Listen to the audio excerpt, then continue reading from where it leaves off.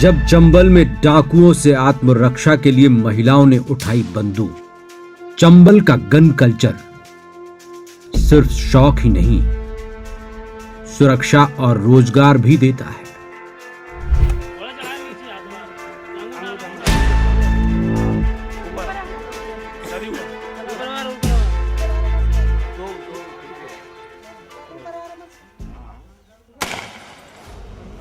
उन्नीसवीं शताब्दी में चंबल की घाटी में 500 से ज्यादा डकैत गिरोह सक्रिय थे। उनसे मुकाबले के लिए चंबल के ग्रामीणों ने आत्मरक्षा की योजना बनाई और घर के हर सदस्य को हथियार चलाना सिखाया।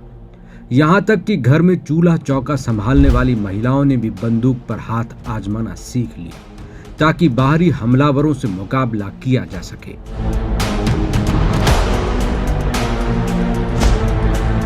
वक्त बदलने के साथ डाकुओं से मुकाबला करने के लिए बंदूकें रखने की परंपरा अब शौक में तब्दील हो चुकी है।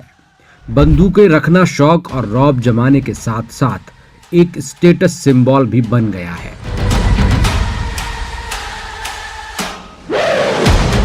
किसी जमाने में दुर्दांत और कुख्यात माने जाने वाले चंबल और ग्वालियर के बीहड़ों में अब डाकुओं का राज तो नहीं रहा, लेकिन यहाँ के लोगों में बंदूक का मोह छूटते नहीं छूटता। हालात ये हैं कि मध्य प्रदेश और उससे सटे उत्तर प्रदेश और राजस्थान के कई शहरों कस्बों में बंदूकें रखना एक शौक और रौब जमाने का नायाब तरीका बन गया है।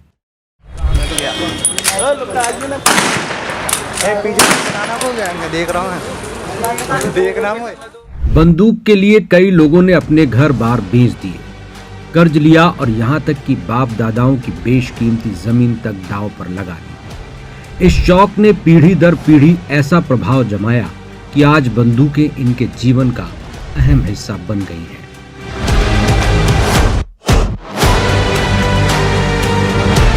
बंदूक रखने के कई कारण हैं। लोगों ने सुरक्षा के नाम पर तो कुछ ने बदमाशों से निपटने के लिए बंदूक रखना अपनी मजबूरी बनाई। कुछ ने रोजगार पाने के लिए बंदूकें रखना शुरू किया क्योंकि बंदूक का लाइसेंस होने पर चंबल में सिक्योरिटी गार्ड की नौकरी आसानी से मिल जाती है। कुछ शौकिया या अपना प्रभाव जमाने के लिए बंदूक रखने लगे तो कुछ ने धौंस दपट के लिए बंदूक रख ली। ग्वालियर चंबल के गांवों और कस्बों में बंदूक थामे राहगीरों, किसानों और व्यापारियों की तस्वीरें बेहद आम है। चंबल का गन कल्चर पूरे भारत में भी मशहूर है।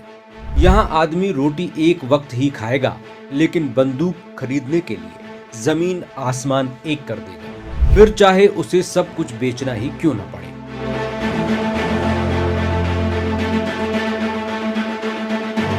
बंदूकों में 2 नाली यानी 12 बोर की बंदूक और 315 बोर की बंदूकें बेहद लोकप्रिय हैं। पिस्तौल और माउजर भी खूब पसंद की जाती है।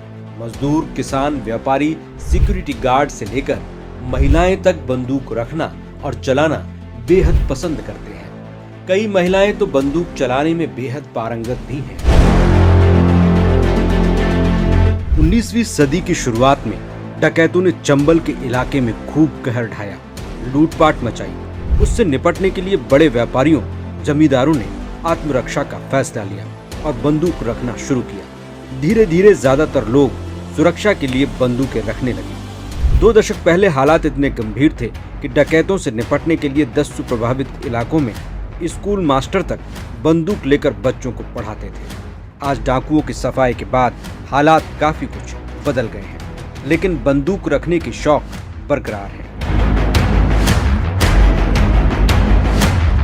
डकैत समस्या खत्म होने के बावजूद चंबल में गन कल्चर बरकरार है। बंदूक का लाइसेंस मिलना किसी लॉटरी के खुलने से कम नहीं। जिन्हें लाइसेंस नहीं मिलता वे नकली तमंचे या देसी कट्टे भी खरीदने से गुरेज नहीं करते। कुछ भी हो, सुरक्षा और प्रभाव जमाने के लिए एक आदत बंदूक होना बेहद जरूरी है।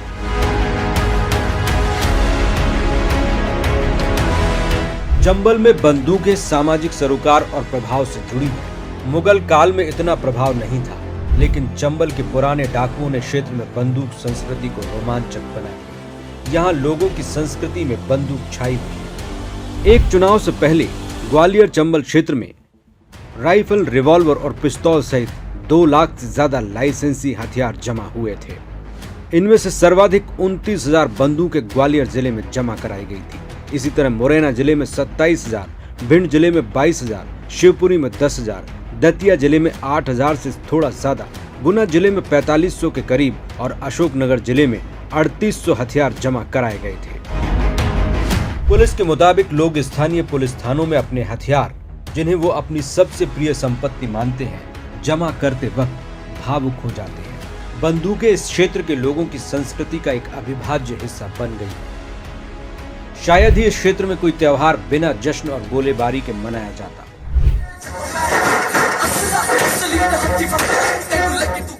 बंदूक के शौक की वजह से कई लोग अवैध हथियार रखने लगे हैं। जिन लोगों को बंदूक का लाइसेंस नहीं मिलता, वो अवैध रूप से देसी तमंचे खरीद लाते हैं, लेकिन ये गैर कानूनी है। बढ़ते गन कल्चर को लेकर पुलिस और सरकारी एजेंसियां काफी सतर्क हैं। फिर भी गाहे बगाहे जश्न के दौरान या आपसी झगड़ों में बंदूकें चलने की खबरें चंबल घाटी में आम बात है।